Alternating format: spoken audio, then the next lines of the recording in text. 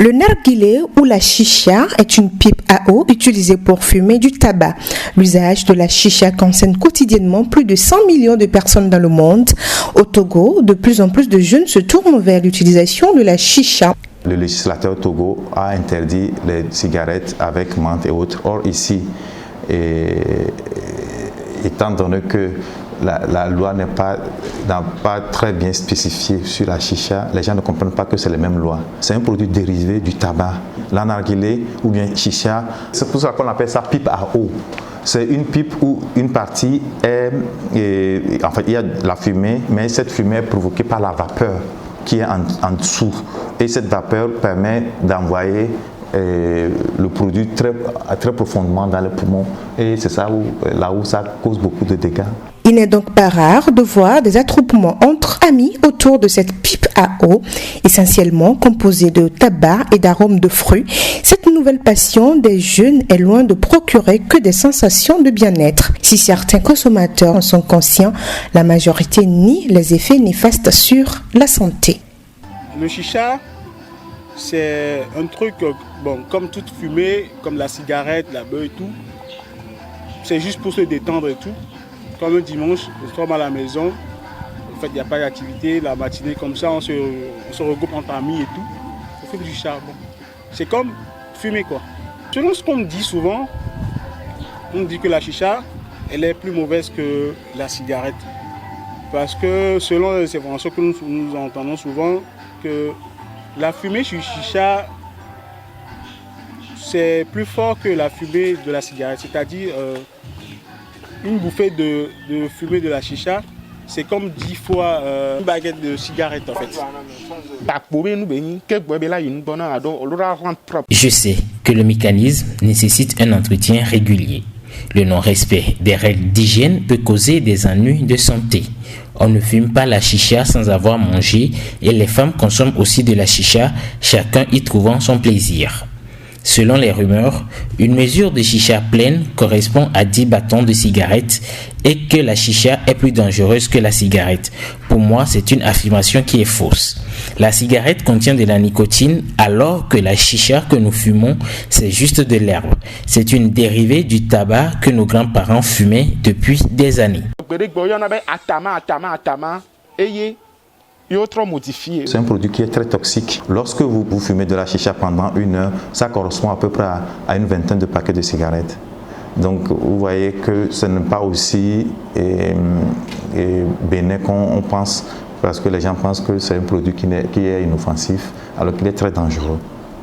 Donc quand les enfants de 11 ans s'y adonnent, c'est qu'ils sont rapidement addicts, parce que le cerveau en croissance est sujet à l'addiction qu'un cerveau qui est déjà mature. Et donc c'est pour cela que ce n'est pas un produit comme tous les autres. L'addiction à ce produit est plus importante que de la cigarette normale. De la chicha, ce n'est pas des bonbons qu'on prend et que ce n'est pas un produit aussi bénin que les gens l'imaginent. C'est un produit très très dangereux, plus dangereux que la cigarette en fait. Et ça contient beaucoup de produits et de tabac, mais ça contient du beryllium et autres produits qui sont très cancérigènes. Quand vous mettez à consommer la chicha pendant 1 heure, ça fait à peu près une vingtaine de boîtes. Et pour un enfant de 11 ans qui consomme un truc de ce genre, c'est dangereux. En fait, moi, personnellement, je prends du chicha, souvent lorsque je suis entre amis et tout. Mais spécialement pour moi, la chicha, ça me fait détendre. Ça me détend les nerfs souvent. Ouais. Je suis là, ça me met bien quoi. Non, le problème que chez nous ici, entre amis, nous n'autorisons pas les enfants de prendre du chicha. Parce qu'on se dit que c'est pas bon pour les enfants. Mais parfois je vois dans des coins là, je vois des enfants qui fument du chicha. Normalement, ce sont les gens qui font du chicha qui doivent interdire ça, mais bon. Tout qu'on fait, c'est du business en fait. Et à en croire les praticiens de la santé, la chicha est bien nuisible sur la santé. Docteur Vincent Koumako, chef programme anti-tabac. Ce qui est encore plus grave et par rapport à la chicha, c'est que souvent, ce n'est pas une seule personne qui l'utilise. Vous verrez, les gens y vont en grand nombre et donc on partage l'embout de personne en personne.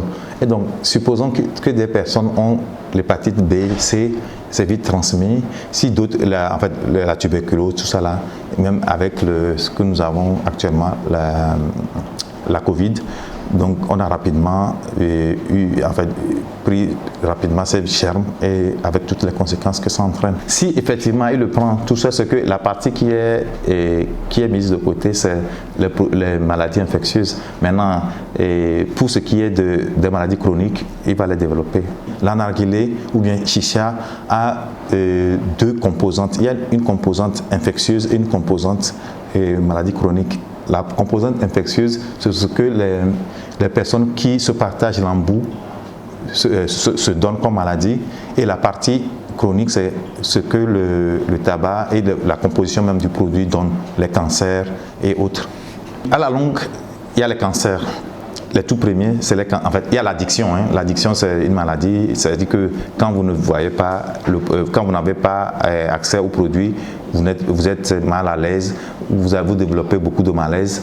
C'est le tout premier. La seconde chose, c'est que ça donne tous les cancers, de la bouche jusqu'aux orteils, au cerveau, au niveau des yeux, au niveau de la sphère ORL, et au niveau des poumons, au niveau de l'œsophage, au niveau de l'estomac, au niveau des ovaires, au niveau de l'utérus, ou bien au niveau des testicules chez les hommes, etc., etc. Donc tous les organes sont potentiellement touchés par ces cancers parce que les produits contenus dans cette chicha sont cancérigènes. Et donc quand la personne s'y adonne pendant longtemps, arrive un moment et l'organisme n'arrive plus à se défendre contre ces produits et la personne développe rapidement des cancers. Et surtout que je vous ai dit, c'est des doses massives de ces produits cancérigènes que les gens inhalent en consommant la narguilé.